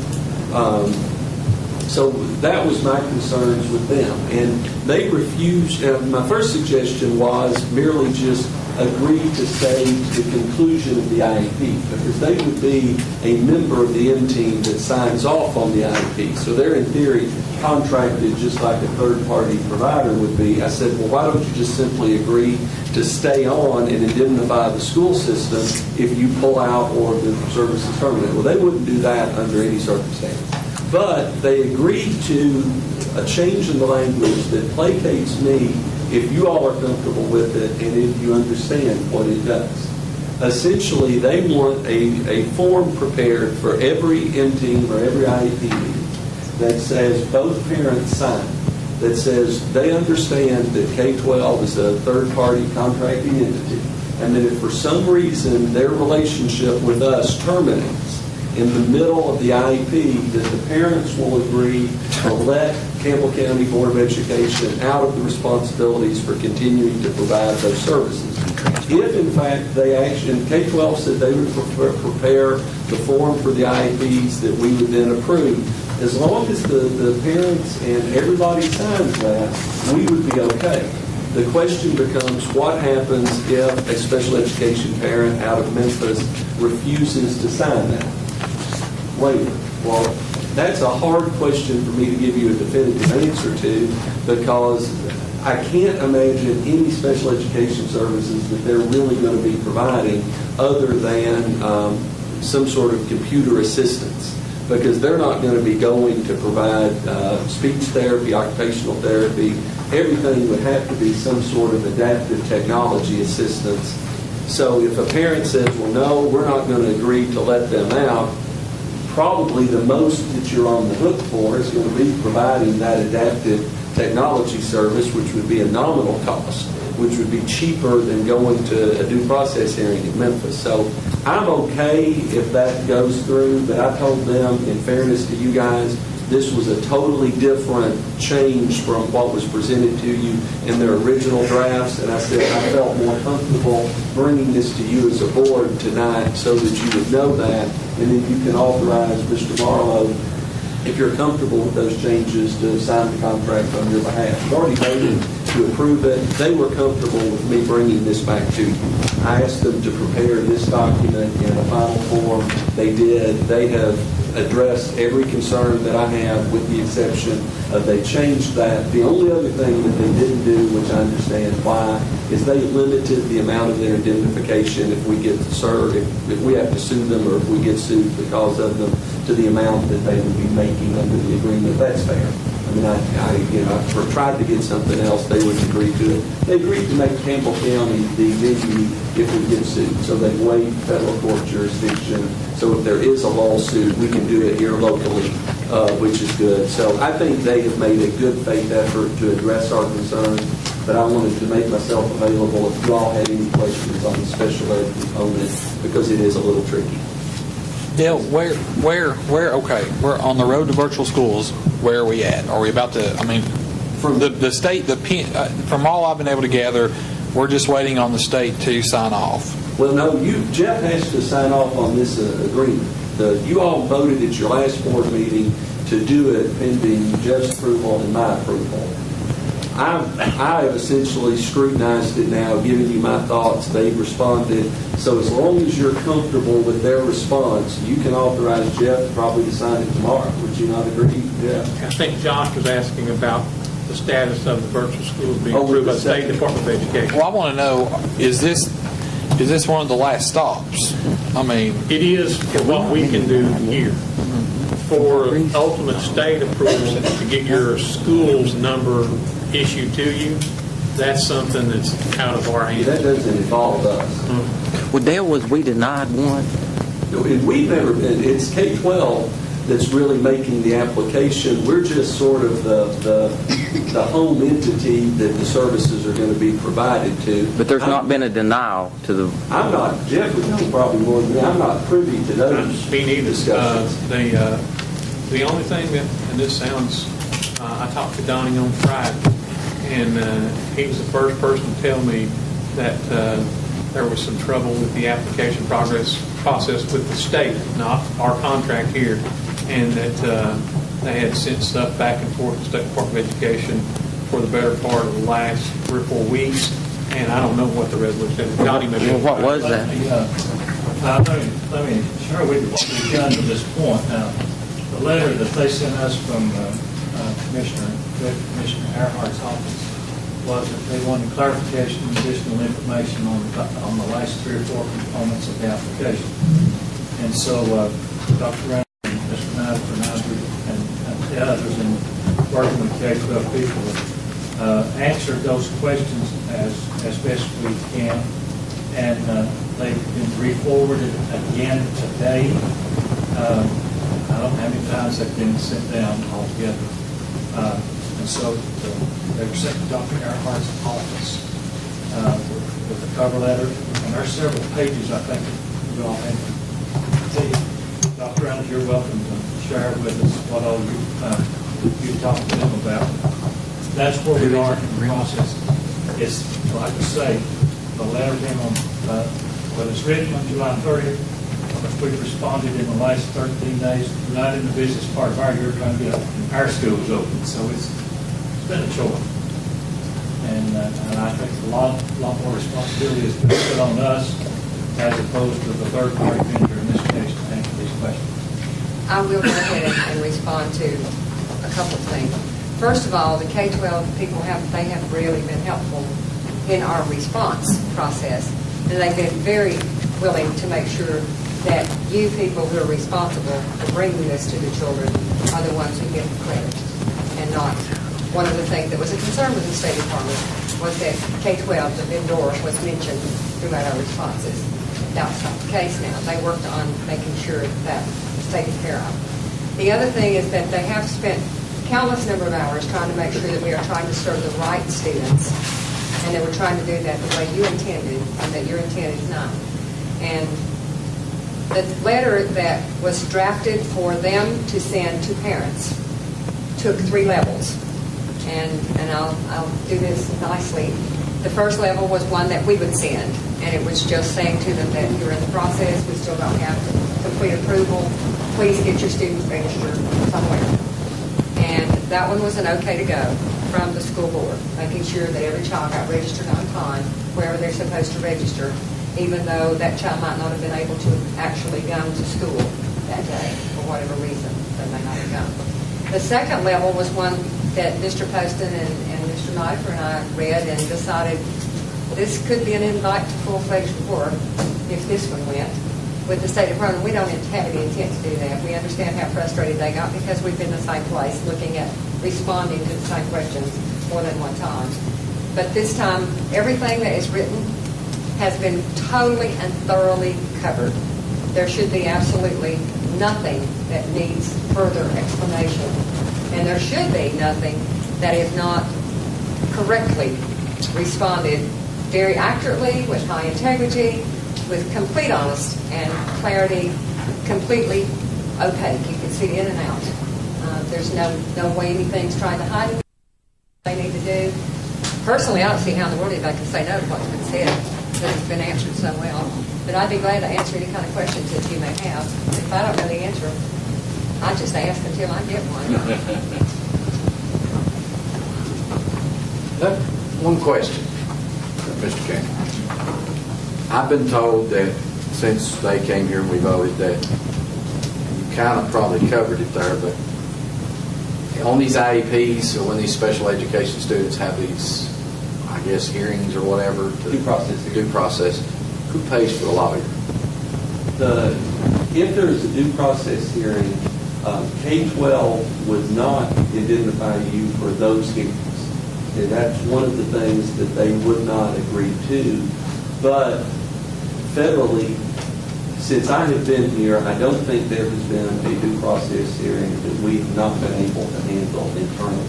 Before I came, I know that the Weatherly Law Firm was typically hired to do them. There's only about a dozen of us who are special ed lawyers in the state of Tennessee. It just happens that that's one of the things I do. Most school attorneys don't do special ed. Most special ed attorneys don't do school law.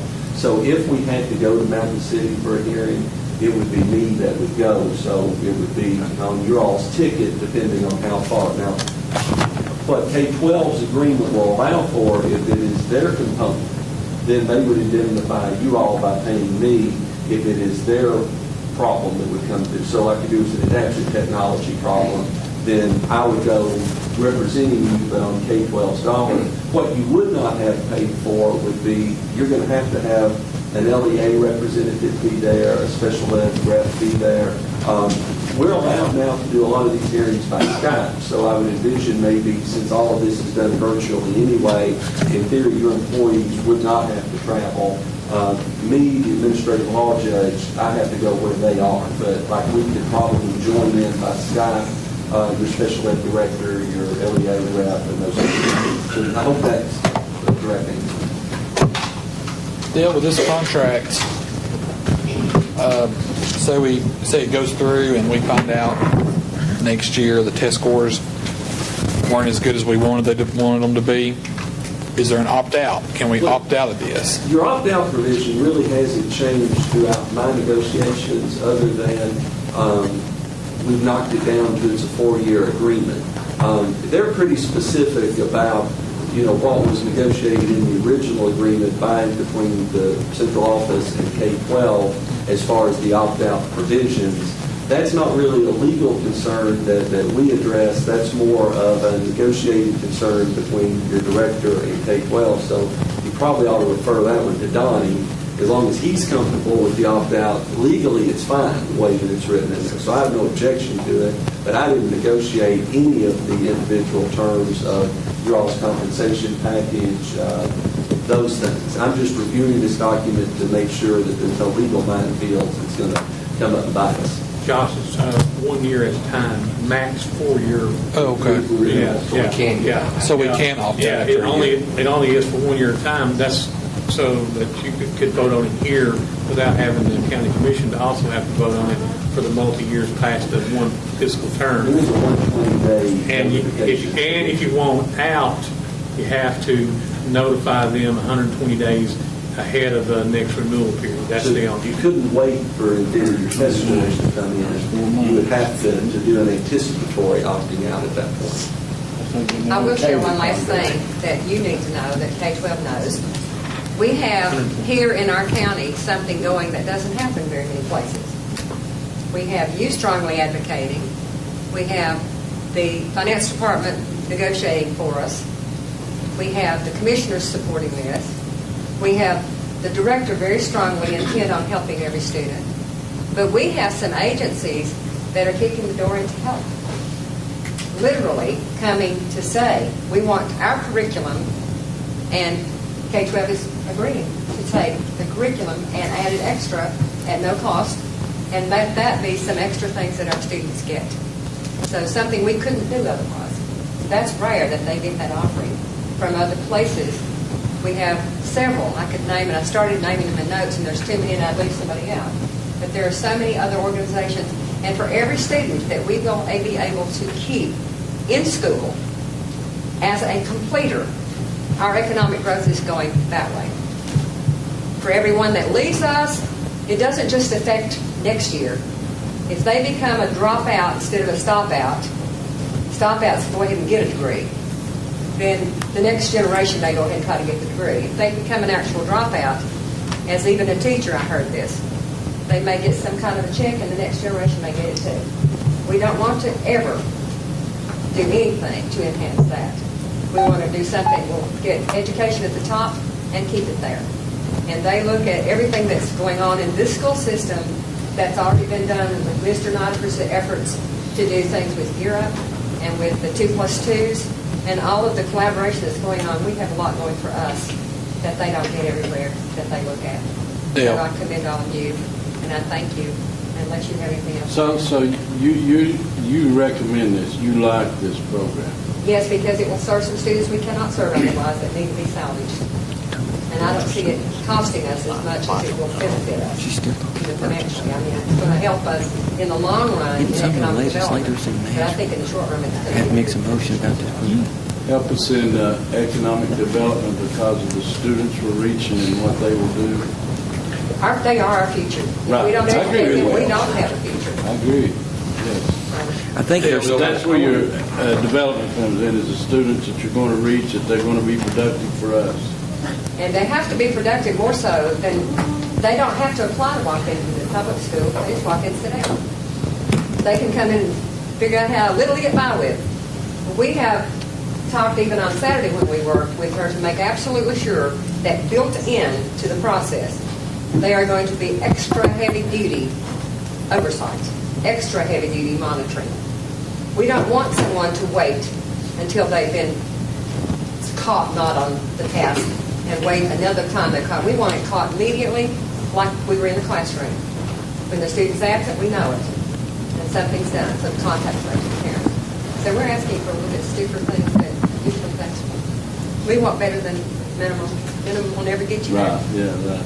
Dale, you had something? Yeah, I'll go back to Rector's question. On 4.512, on that section of the contract, because you had asked about the fees, and I think I misspoke as it relates to legal fees. They are going to pay all of the legal fees related to the due process hearings, the manifestation hearings, all of those hearings.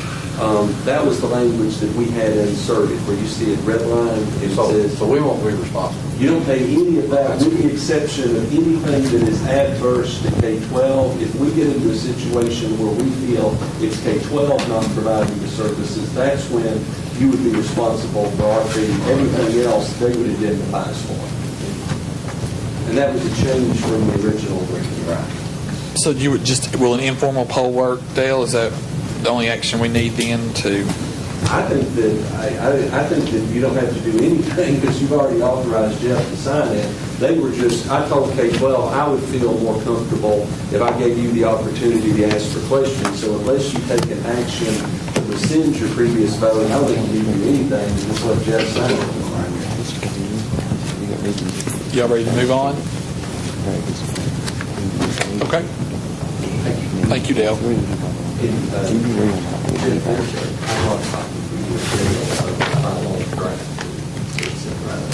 So as Dale said, then Jeff will sign the contract, and I think, the thing that just gets me is, this thing has just got a lot of way political on the state level. You've got SCORE, you've got TSBA that's came out and just, I think this board came together, had several serious meetings on it, and went with it with the best of intentions, kicked it to the state level, and it has just taken on a life of its own. When I was telling Rector before the meeting, got a call a couple weeks ago from TSBA saying, "What are y'all doing up there?" I'm like, "Oh, well." I thought to myself, well, I guess local choices, local decisions are only those you all approve of. So with that presentation out then, Dale alleviated our concerns, so Mr. Marlowe will sign the contract tomorrow, whenever, I guess, and then we'll wait for the state. Next up, discuss in-school suspension program. Very quickly, I just put this on here, Mr. Chairman. It's one of the big cost items that is not covered under the recurring funding. One thing I'm concerned about, Mr. Poston, you can confirm this. Are we currently paying BS degree, or like you have a college degree, for the current people that are employed in that, and they don't have it? I understand that's the case now. Did the board ever do that, or was it just something?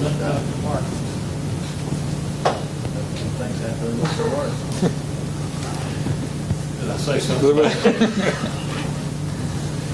I just think, again, these are some of the issues we need to face, and you're the director of schools, and I guess you feel like that it's all right to pay them without a certification, because the board didn't do it.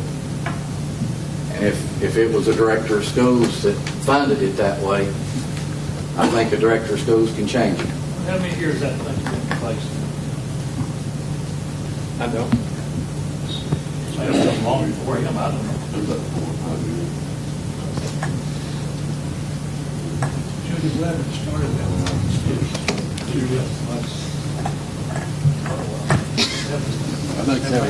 There's a lot of people that are certified that went to college for 4 years that would like to have a position to get into the school system and would very much like to have a position where they don't even have to have a college degree and get to earn that kind of money.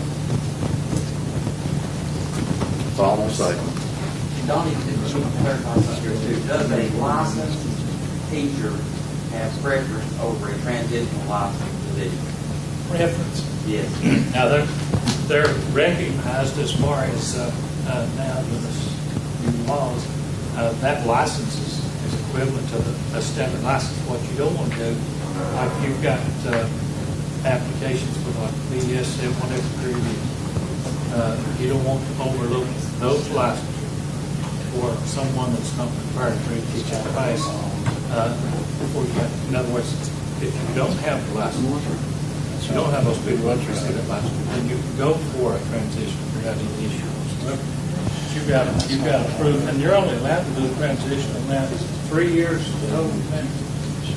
So if you had a licensed teacher and a transition license over apply for the same position, the licensed teacher does not have preference over the transition license. You should consider those first, those transitional, they've got so long to complete their requirements.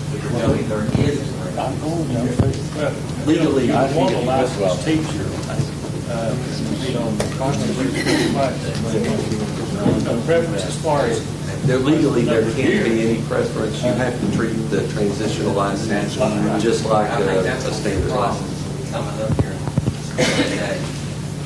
Chairman, Yeah, Sarge. when they started this in the school, if I remember right, Dr. Judy, she, her teachers, you had to be a certified teacher to those jobs. She took them out of the classroom, then she was facing people out of it back into the classroom. Why are we changing now? I don't understand. It's not been changed. I know we got people in school suspension right now that doesn't have a degree. It's been there for several years. Well, how did we get on this track, what I'm trying to say? That's the way it was created several years ago. Well, I think, like Rachel said, we need to get back and, like it started.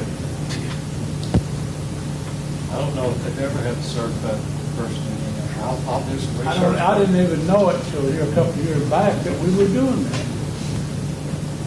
Are they teaching in that position, or what are they doing? Just, They keep talking about transition, I don't have anything. so they sat there and let them work on the other. I think I asked this question back a few months ago, that you ought to give them some time to go tell them, say, you need to get your certification. And How do they do it in Anderson County? With the in-school suspension, we use licensed teachers. Usually on 100-day contracts. Basketball? So we'll like combine 200-day contracts and let them cover. So you can negotiate with them outside of the teacher's contract. Now, when we first started the in-school suspension program, we used teaching assistants. We didn't use certified people. And then we started paying these positions as if they were certified. But that's still, now, when we're talking about a transition license, that means you've gone to school 4 years and you've just not completed all your work and taken the test. Now, these people that you're teaching in these in-school suspension classes, what kind of certification do they have? They don't have Well, and you mean we're paying them a full teacher salary? They don't have it here. Well, now, I don't think that happens anywhere. I don't think that's... They get benefits too? Just like a teacher that's, I don't know, what's school. That don't seem right to me. Well, now, that don't make What you have sense. to do is, and what most systems, I think, do, is they use two people so that they can keep them under the full-time employees part to not pay the benefits. So that's where it gets you, is once you do them for a full week, you have to pay them your health insurance, that. Most systems, I think, will use a combination of two people that are working like part-time jobs. Dale, if there's a young person out here that got laid off and he's got a license to teach school, and he wants one of these positions, what? I mean, that's your whole job. Legally, what are we talking about here? Well, these aren't, the way that you all, and I'm speaking maybe out of turn because I don't know how you set these up, but my feel is that these don't require a teaching license, that anybody could, in theory, with a high school education, do them much like substitute teaching. So the way that you all have set up the program is going to be determinative of how you have to have the person licensed to teach it. If you set it up under its job code as just an in-school suspension that a sub could do, you can hire anybody and you'll pay them substitutes pay. But if you set it up to where you have a licensed teacher, then that's a different law. We don't have licensed teachers. Then you can, so we could use substitute pay for that. As long you have to be careful about working them more than what, Jeff, how many hours a week is it? Now you can't work them more than 30. Yeah. So 30 or more. And that's why most systems use two subs to where like one will do 2 days, one will do 3 days, and then they're just working them and paying them the subs pay. Dale, would you care to work with Donnie and see what we can come up with this? Yeah, I don't think legally you have to do anything, just remove them. I mean, I don't. That's what I'm saying. Yeah. I need to, the board needs to know. I didn't know that this was going, I knew when Dr. Blevins was here, she took teachers out of the classroom, just like I said a while ago, and she replaced the teacher. Yeah, I think he has the ability tomorrow to change it if you all tell him to.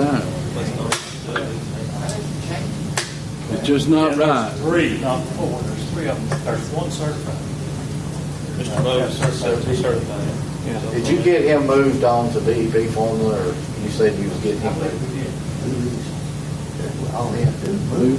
Well, yeah, you can't, and again, I don't mean to speak out of turn, but you can't use your BEP funds for in-school. Okay. That's also this local money. Yeah, that's 100% local money for in-school. In our case, 100% fund balance. Well, it just doesn't seem right to me. That's all right. Do what's right. We'll have to make a motion until we agree with it.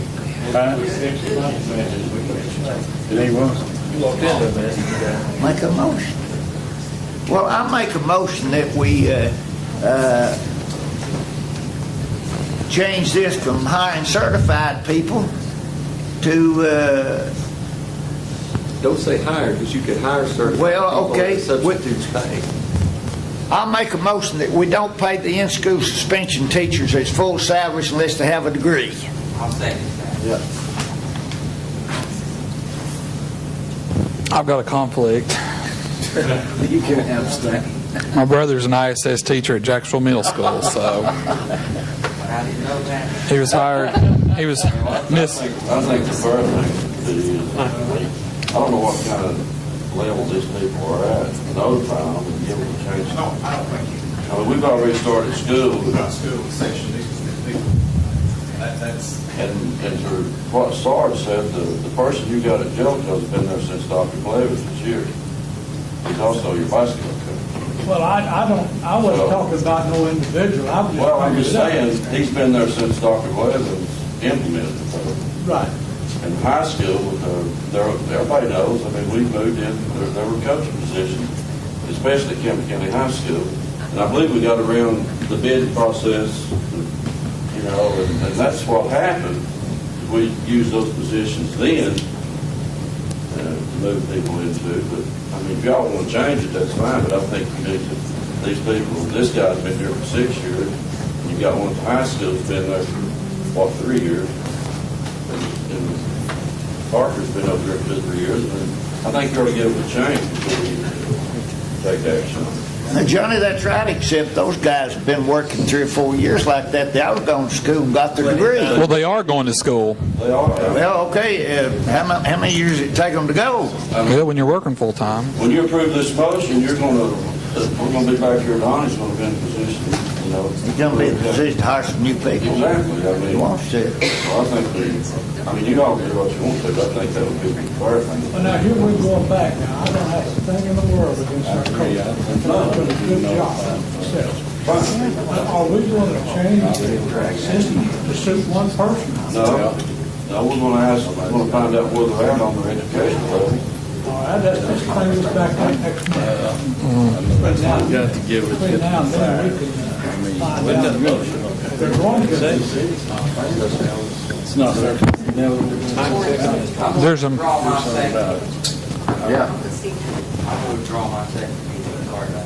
Well, I think if that's the way the board feels, I'll withdraw my motion. With consideration that Donnie needs to check into this and see where those people are. I think it's fair. Make them aware that that's what the board. Can we agree here tonight to give them a certain amount of time? I mean, would that be fair? Donnie can find out where they are and let us know next month and we'll set a time. Absolutely. Yeah. One of them stopped me up on the football field 3 or 4 years ago, and I told him, he's a fine young man, he's a friend of mine. I said, you need to get off your lazy butt and go to school and get your degree if you want to be in the teaching business. So that's just, you know, we've got young people out here that's got a degree, and we won't give them a job. Okay, I just don't think that Can you have us set back to the next meeting?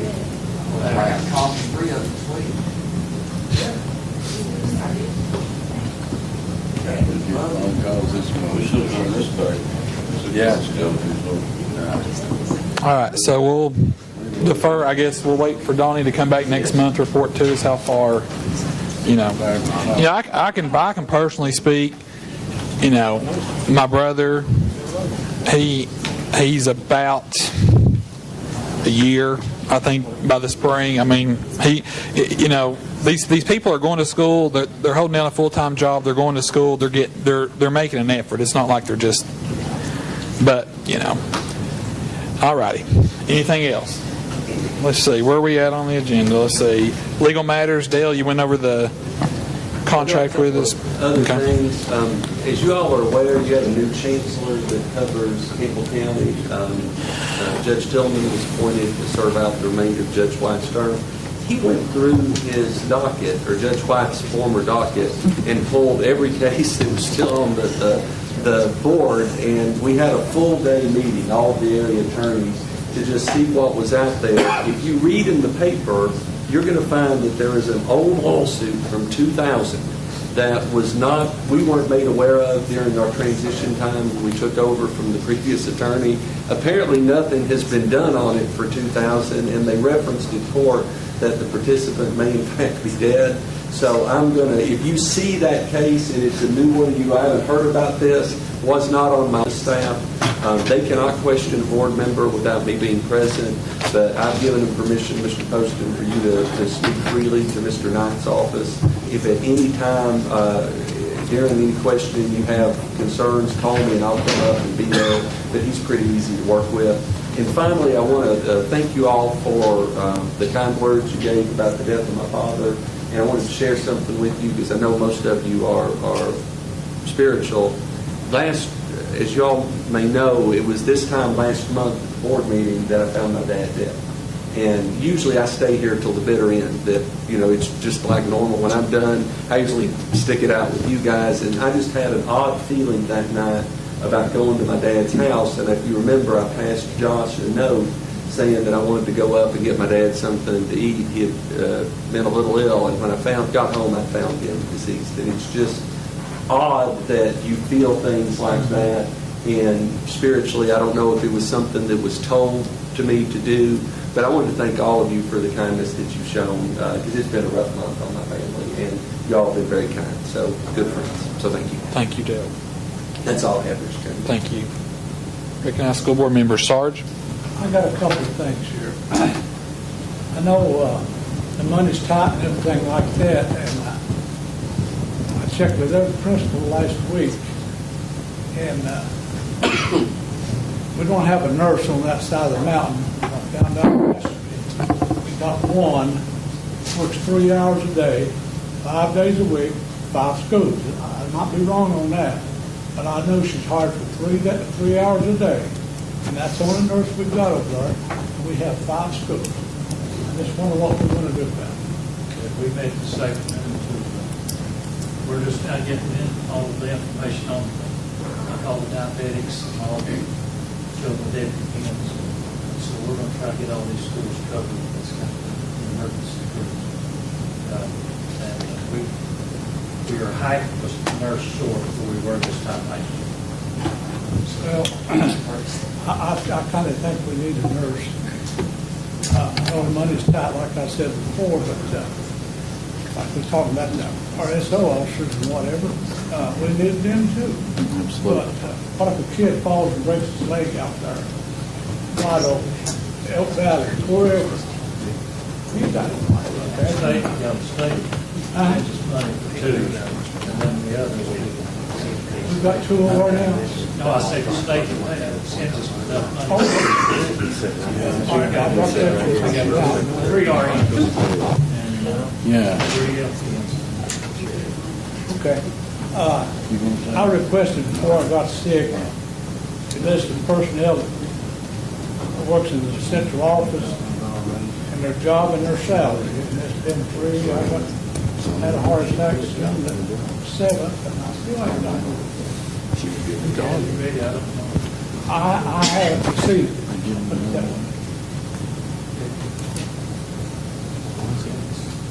It was prepared, I don't know. Oh, okay, I just didn't get a copy of it. Make sure you get the coffee, Tommy. That's all I have. Thanks, Sarge. Eugene, Scott, Mike. I want to welcome you back tonight. I hope that you're acclimating yourself to your new job. We're glad to have you. And before the meeting got started, Donnie had requested, he's got to be in Gatlinburg, is that what you said? Yeah. And the director, summit or whatever, and he's wanting to change that next board meeting.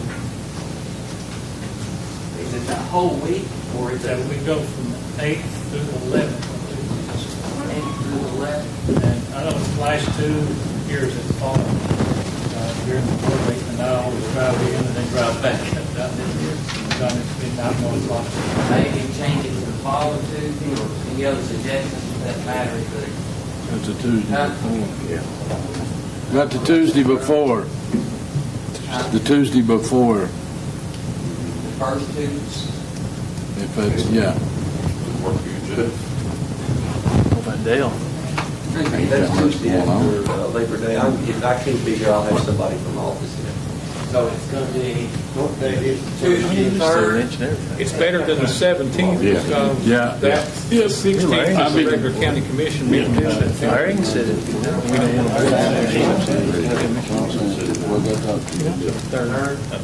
to. It don't matter to me. We just talking. I said Larry can sit in for Donnie unless Donnie just. But I guess there's some things we need to go over next month. See, Donnie may need to be here. 3rd's fine with me. Yeah. The 3rd. 3rd? Okay. September 3rd, I just want to say that nothing personal in my no vote on the creating the position. It's just we talked about all this money we don't have and what we need and all this. And like Sarge said about the nurse, 5th district, and the SROs, and we're sitting over there needing a full-time PE teacher at Jellicoe High School. So it's just hard to vote to create new positions when you see needs to help benefit the kid. But, you know, that's all I want to say. Homer, Danny. I just want to recommend Donnie for standing up for some things that he stood up for lately. I think he's done a good job. I think all the people's done a good job getting everything started this school year. It's been tough, I know. We have to work together and just do what's right, and that's what I see. You've done a good job too, Josh. Thank you. Absolutely. What a year. Appreciate you Thank this you. year. Thank you. Mr. Chairman, since we did talk about the SROs, I didn't think we would ever get to that point, but I'd like to leave this board with one quick thing to read, because I hope it indebtively, or whatever that word is, imprints something on each of our minds as we continue further to try to find the funding for the SROs. Adam Lanza, 20, he grabbed 3 guns from the house, a semi-automatic AR-15 assault rifle made by Bushmaster and pistols made by Glock and Sig Sauer, and went to the elementary school wearing black fatigues and a military vest, according to a law enforcement official. Classes were underway at the school. Approximately 700 students were present. Principal Hofspring heard loud pops. She, school psychologist Mary Sherlock, and Vice Principal Natalie Hammond went out to investigate. Only Hammond returned from the hallway alive. She was wounded. At about 9:30 a.m., as announcements were read over the loudspeaker to the students, shots were heard across the school. Students described being ushered into bathrooms and closets by teachers after hearing the first shots. Lanza moved toward 2 classrooms of kindergartners and first graders, police said. In one classroom was Laura Rose, a substitute teacher who was filling in for a teacher out on maternity leave. The gunman shot all 14 students in the classroom, law enforcement officers said. In another classroom, Victoria Soto, 27, moved her first grade students away from the door. The gunman burst in and shot her, according to the father of the surviving student. 6 students were killed in that classroom. As the police station dispatchers began to take calls from inside the school, authorities say the first emergency call about the shooting came in approximately at 9:30. Sandy Hook School caller has indicated she thinks someone is shooting in the building. A dispatcher told fire and medical personnel, according to the 911 tapes. Police and other first responders arrived on the scene 20 minutes after the first call. We have schools that'll take a lot longer than that to get to. Police reported that no law enforcement officers discharged their weapons at any point. The gunman took his own life, police said. He took out a handgun and shot himself in a classroom as the law enforcement officers approached. 20 students ages 6 and 7 and 6 students were killed at the school. Police secured the building, ensuring that no other shooters were on the site. Police then escorted students and faculty out of the building to a nearby firehouse. As reports of the shooting made their way around town, frantic parents descended on the firehouse where the children had been taken. By nightfall, the firehouse became a gathering point for family members and parents whose loved ones would never walk out of that school again. Now, I wanted to read that because you hear all this on the media, but you don't hear it by timeline. And not only that, we're facing in 3 months the revision of our school shooting that happened when this trial gets underway. I'm not trying to be over dramatic. I'm just hoping that we understand what we're facing with school safety.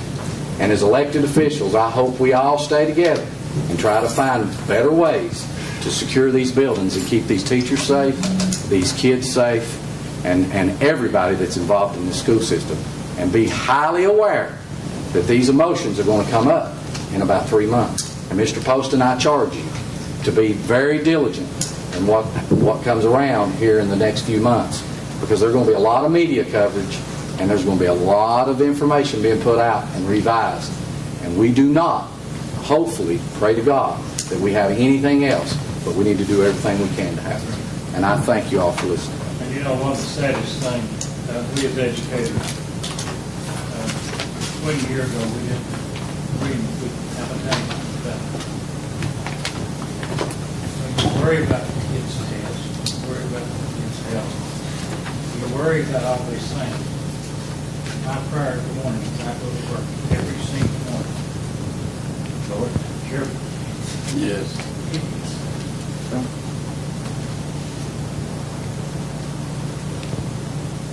It's a different world. Yes. Our family structures are broken. We as educators, we fight daily trying to be the right kind of example. We cannot prevent one complete school from nothing. from destroying everything we're trying to do. We cannot stop 1 second trying to make our kids safe every day of their life and earn their care. Is that something that should be bombarding our minds all the time? No, but it does. And it will remain, it actually gets worse as our cultures gradually get away with the basic moral principles that we were brought up to live by. I'm sorry. That's right. That's right. Is there a motion to adjourn? Motion to adjourn.